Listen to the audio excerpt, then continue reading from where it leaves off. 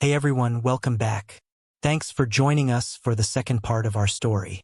Let's jump right back in. I'll make sure everything is out at the curb by 6 tonight so you can drive by and pick it up. Have a nice night, Mom. And she hung the phone up, and immediately Stacy began to cry. I put my arms around my daughter. You were kind of hard on your mom, Stacy. I know, she hiccuped. I'm not proud of it, but I'm so angry. I couldn't help it. I just had to unload on her. I know, baby. I know we'll get through this, Stacy. We won't let them win. I gave her another hug and left her to round up the things her mother needed, and I went to my office. I needed to think, and there were a lot of things I had to do in the next few days. My army training kicked, and allowing me to methodically work through everything. I was an expert at putting together battle plans, and this was in all respects a battle. The usual minutiae was a no-brainer: find a good divorce lawyer, cancel our joint credit cards, get one credit card in my name and one in Stacy's, change the beneficiary to Stacy on my life insurance and retirement plans, and move half the money in the checking and savings accounts into accounts accessible only by Stacy and me. The more difficult tasks had to do with how to deal with Mayor Connolly. He had to be punished, and punished in a way that would make him out to be nothing more than a cowardly, wife-stealing scumbag. Part of the answer to that task came at 8 that evening in the form of a phone call, which I answered. Crawford Residence, Robert Crawford. I didn't recognize the man's voice. That's right. Major Robert Crawford. I don't know why I threw that in, but I guess I wanted to make an early statement. Major Crawford. My name is Race Watson.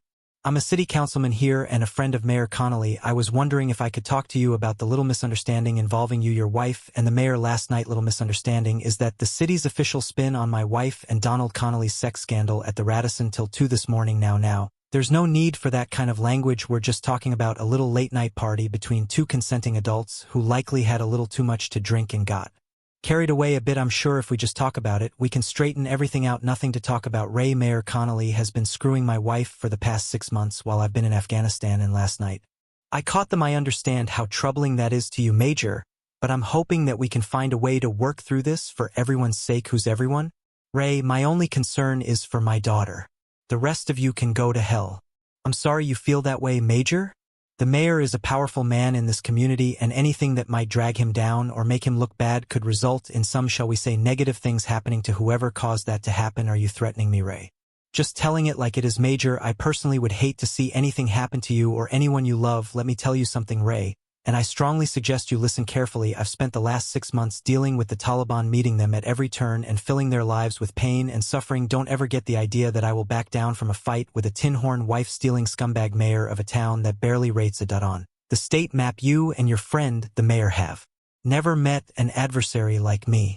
I don't give a shit how powerful you think you are. You are messing with the devil if you take me on. That's something my soon-to-be ex-wife forgot to mention to the mayor before she got involved with him. You might have money behind you, Ray, but I have every man and woman within 100 miles who ever served in the United States Armed Forces. See, we don't like men who take advantage of our soldiers' wives while they are fighting a war overseas. In fact, we love and detest them. Here's a little advice, Councilman Swanson. Don't mess with me. Remove yourself as far away from Mayor Connolly as you possibly can, or you just might find yourself burned by the fire that's about to pour down on your good friend Mayor Connolly. Major, please, let's be reasonable. Surely there's an amount of money, let's say a large amount of money, that could change hands and salve over the hurt feelings caused by this unfortunate incident. There aren't any hurt feelings, Ray. There's just cold, damning rage that a man like Donald Connolly could take advantage of a soldier's wife while he was fighting a war defending his country, and there isn't enough money in Fort Knox to make that go away. The only possible way for this to end to my satisfaction is to see Connolly and my wife feel the pain they've caused my daughter and me, and you have my permission to pass that message on to both of them. Tell them to get all the sex they can in as quickly as they can, because I promise that in a very short time they may not feel like doing it anymore. At least not with each other, Major. Listen, I'm in a tight spot here. When word gets out about this, a lot of heads will roll. There must be some way we can make this go away. Well, if you are sincere about wanting that to happen, it can start by Connolly publicly admitting that he has been having an affair with an army officer's wife while that officer was fighting a war in Afghanistan. Then he can follow that up by apologizing and admitting his mistake and stepping down as mayor of this community and slinking off into obscurity. He can even claim the booby prize and take my cheating wife along with him. Being short of that will change my mind about publicly humiliating him and bringing him to his knees. Damn, you're really serious about this, aren't you? As serious as I have ever been about anything, Ray. Now, if you'll excuse me, I have to fix dinner for my daughter, and I hook up. Stacy came in from the garage. I put Mom's clothes and stuff out by the curb, and someone I didn't recognize in a black Mercedes stopped and picked it Well, for your mom's sake, let's hope that person was sent by Connolly, or there will be some mighty nice clothes for sale at Goodwill. I smiled at Stacy. I'm not sure what Goodwill would do with her birth control pills. Stacy just giggled. I packed her regular clothes, but couldn't get myself to include any of her fancy nightgowns. She has some pretty erotic teddies that I've never seen before. Just looking at them makes me sick. It's okay, Stacy. Thank you for handling that. She just nodded her head. You know you're going to have to eventually talk to her. I know I will when I'm ready and the time is right. The rest of the weekend went by without incident. Stacy helped me do laundry, while I spent time working on my plan to bring down Mayor Connolly. Monday morning, I called a guy I knew at the local paper and arranged to meet him. John Foster met me for coffee at Dennis. He was a nice guy and a reputable reporter, and a few years back had been a sergeant in my National Guard company. What can I do for you, Major John? I've got some information for you, and what you do with it is up to you. It may sound self-serving to you, and in a way it is, as I'm sure you know. Our guard company has been deployed to Afghanistan for the past 6 months. Foster nodded. Well, what you may not know is that the whole time we've been away, Donald Connolly has been having a rather public affair with the wife of one of her soldiers. What's the soldier's name? Bob. I'd rather not say, John, unless it becomes absolutely necessary. I know if I was being cut by a slimeball like Connolly, I wouldn't want the word to get out. I've seen the two of them together, very cozy. What's gut tell, but on the street is that she is separated from her husband and is going through a divorce. I guarantee you that's not the truth, John. In face, the husband had no knowledge of the affair until a week ago. No separation except the war, and no divorce, at least not yet. I understand, Major. But I can't make unfounded accusations against the mayor of this town and not get sued. Do you have any proof of the affair? I do, and I showed in the pictures and video I'd taken. Of course, I'd appreciate it if the woman's face was blurred a little. Foster caught on immediately and showed some discomfort.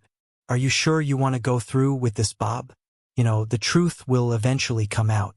I shook my head sadly. I know, John, but I'll just have to deal with the shame. It's not like I was aware of it while it was going on. While Connolly was screwing my wife, I was 10,000 miles away in that miserable sandbox ducking bullets. The real shame is on Connolly. You're one of us, so you know what a breach of trust it is to take advantage of a soldier in harm's way by having an adulterous affair with his wife. Foster looked sad and nodded. Let me see what I can do. You're sure it's been going on the whole time? You've been gone? Yeah. There are other people who've known about it the whole time, people who can't be identified for their protection. I transferred the photos and video to his cell phone, and we spent another 10 minutes talking about the 3 guys from our company that gave their all in the deployment. Then we shook hands and went our separate ways. My next step was to find a good divorce lawyer. I found a couple of names online, and after checking their references, chose one that looked promising. R.J. Collins ESQ had an office in the downtown district, and I made an appointment for that afternoon. When I got to the office, I was surprised to discover that R.J. stood for Revenue Joy, a tomboyish-looking woman about 50 with graying hair and a no-nonsense attitude. Major Crawford, what can I do for you? I liked the way she got right down to business. I need a divorce, and I can tell you up front, it's not going to be a pleasant one. She rolled her eyes at me. There's no such thing as a pleasant divorce, Major. But I'll play along. Why won't your divorce be pleasant? Because while I've been in Afghanistan the last 6 months, the mayor of this little town has been betting my wife on a regular basis. Her eyes flew open, and she dropped a pinch she was holding. You mean Connolly? I nodded. Yes, Major. You have my undivided attention for the next half hour. I told her everything while she took notes, stopping me occasionally for clarification or to ask a question. So your daughter, Stacy, is she an only child and she's 15? How does she feel about what's going on? She hates it. It's tearing her up. She doesn't want to stay with her mother when I go back to Afghanistan. Well, she's old enough that the court will take her desires into consideration, but since she can't go to war with you, is there another option beside your wife, my mom? I'll call her to see if she'll take Stacy until my deployment is up in 6 months. I'm sure she'd love to have her granddaughter stay with her for a while. She talked for the better part of an hour. I gave her the information about our finances, and she told me I need to talk with my wife to see if there was any possible way we could get past what had happened. I told her if she had seen the look in their eyes when they were together, she would understand why there was no way Kathy and I could ever put this behind us, and I wanted the papers ready to serve as soon as possible. Another week went by. This time Kathy only called the house 5 times to talk to me. Each time I told her I would let her know where and when and cut the conversation short. On Friday, I heard from my attorney that the divorce papers were ready to be served. She just needed to know where. I told her I'd invite Kathy to my home the following Monday at 2 while Stacy was in school, and she could be served at that time. I called Kathy's cell and told her I'd like to meet with her Monday at 2 at the house. She tried to keep me online to begin her obviously rehearsed explanation for her behavior, but I cut her off, telling her that she would have all the time she needed for explanations when we met on Monday. Kathy arrived a few minutes before 2 and we sat down. At the kitchen table, when I saw her, my heart did flips. She looked so beautiful. I guess having an affair with Connolly had been good for her coffee. No, just water please. I know you want to have the opportunity to tell me some things, and I will give you that opportunity, thank you. Bob, I don't want you to get caught off guard though, so I do need to tell you before you begin that in a little while someone will show up and serve you with divorce papers. Her face lost all its color. By Bob. I don't want that. I didn't want you to have a 6-month affair with Connolly either, so I guess neither one of us gets our way, Bob. Please, if you'll just hear me out, you'll see why this happened and how we can get around. I nodded my head. Go ahead, talk. You know, I worked on Donald's election campaign the whole time. We were thrown together at functions and on precinct walks, and we got to be friends after you were deployed. I was lonely and depressed, and Donald bought me lunch and let me use him for a sounding board. He really helped me get through the pain of missing you. Then one night he asked me to attend a dinner event with him. He said there would be a number of very influential couple on hand and that it might be best if I used my maiden name and left my wedding rings at home just to keep rumors from getting started. I didn't think about it at the time, but now I see where taking my rings off was a mistake. We met so many people that night, and all of them ended up seeing me as a single woman. When did the sex start? She looked down at her hands right away, though we did dance closely that night, and when he took me home, he kissed me. Good night, and you let him. I was lonely, Bob, and I just spent a romantic night with a handsome man who had stature in the community and who treated me like a princess. Treated you like a princess while your husband was fighting a war, and that gave you the right to disrespect me? No, it didn't, but I was confused. You were so far away, and I missed you so much, and I don't know, he just made me feel good. I nodded, and she went on. She went at dinner a couple of times a week after that, and to more and more events. I was starting to have such a good time with him, and it made me miss you less. The sex. She looked down at her hands again. You've been gone a month. Donald and I were going out 2 or 3 times a week. One night, after a romantic dinner, he asked me to go home with him, and you did. She nodded sadly, and I did. I felt horrible afterward. I actually got sick to my stomach and made him take me home. I told him I couldn't see him anymore, that I loved my husband, and I couldn't believe that I'd been unfaithful to you while you were fighting a war. But you changed your mind again. She nodded sadly. Donald left me alone for several days. Then he called me and told me how much he missed me. He said he wanted to see me again, but just as friends. He promised he would never put me in a compromising position again, that he too felt bad about what we had done. So you saw him again? Yes, that weekend he took me to a party at one of his friends' homes on the Bluffs. It was an intimate party with just 5 or 6 couples, all very important people. Sometime during the evening, the wife of a prominent doctor asked me how I'd managed to capture the heart of the town's most eligible bachelor. She caught me off guard, and I couldn't think of a plausible answer, so I just told her that I was separated from my husband and that we were getting a divorce in a town this size. That bit of information spread like wildfire, and I felt trapped. Stacy was spending the weekend with some friends at a horse camp, and I ended up spending the weekend with Donald at his home, and the rest, as they say, is history. Yes, I am heartbroken that I hurt you and Stacy. Bob, it was the worst thing I've ever done in my life, and I'd give anything to undo it, but you can't know I can't. Do you love him? I don't know if I love him. I like him a lot. We have so much fun together. Yes, I remember this can be wonderful fun. Is he a better lover than me? No. Oh, I don't know, it's different. Have you been staying with him since I caught you at the hotel? Yes, and still having sex with him? Yes. Are you going to marry him? I don't know. We've talked about it. The doorbell rang. I think that's for you, Kathy, and she got up and slowly walked to the door. Are you Kathy Crawford? She nodded yes and was handed a manila envelope. You've been served. For the longest time, Kathy just stood there looking out the door, holding the envelope in her hands. When she finally closed the door and turned around, I could see she was crying. So it's really over between us, Bob? Yes, Kathy. It's really over. You made sure of that, but I love you so much. No, you love the life we had, but you threw it away. Now you get to go find another life. What about Stacy? She wants to go stay with my mom till my deployment ends. She finally broke into sobs.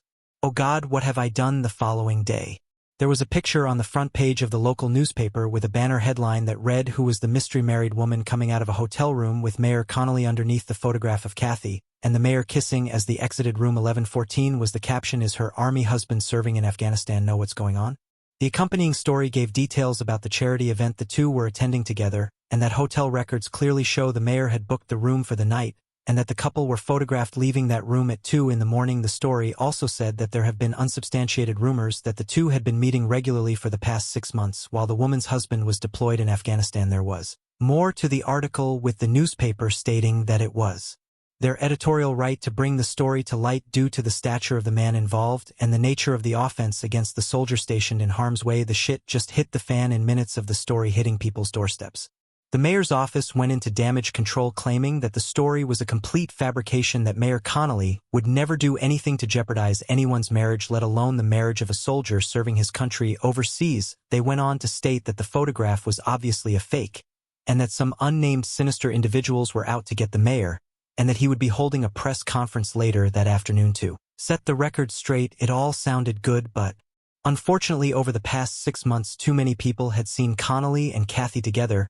They had never been careful about showing their affection for each other in public. By one his friends and supporters began to distance themselves from him. Several people anonymously phoned the newspaper to confess they knew for a fact that the couple had been having an affair because they'd witnessed it on more than one occasion, and they expressed outrage to discover that the woman's husband was deployed in the army while the affair was taking place. But afternoon Mayor Connolly held his news conference, but none of his friends on the city council stood with him. In fact, the only people backing him up were his staff, and even half of them were strangely missing. The newspaper and TV stations were there, though, and they recorded the whole thing as Connolly extolled his horror at being accused of such an unthinkable thing. He assured everyone that he and the woman in question were merely acquaintances, and had never done anything to bring shame on them or the woman's husband. Halfway through his little speech, Kathy pushed her way through the onlookers and went to the microphone, and to Connolly's horror told everyone, "My name is Kathy Crawford. I am the wife of Army Major Robert Crawford, and for the past 6 months I have been having an affair with Mayor Connolly." At that point Connolly tried to shove her out of the way, claiming, "I don't know this woman. She's lying."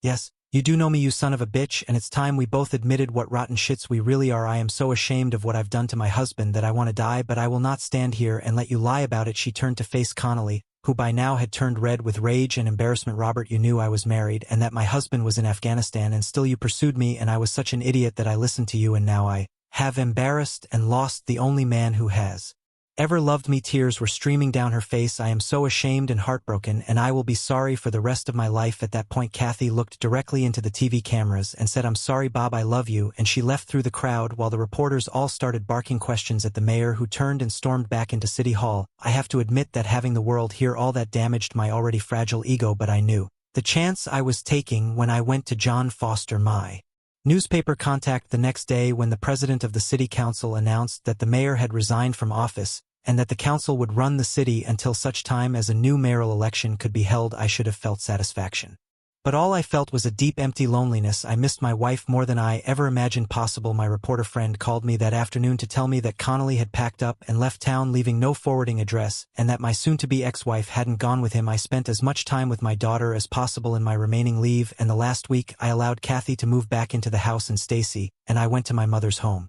60 miles away, where I enrolled her in school, promising that I'd be back to get her as soon as my deployment was over. The next week, I was on a plane back to Afghanistan, my heart filled with a burning anger that I planned on taking out on the enemy that was lurking in the desert. What happened to Kathy a few weeks later? She moved in with Connolly, and they to have left town. Did Robert come back from Afghanistan? Yes, but he was critically injured and his daughter helped him get back on his foot. He lost one of his legs in an ambush. He is currently working design specialist for a large electronics firm. He lives with his daughter and occasionally speaks about the challenges that soldiers face who have been on duty outside the country. Thanks for watching. If you enjoyed this video, don't forget to like, comment, and subscribe for more stories like this. See you next time.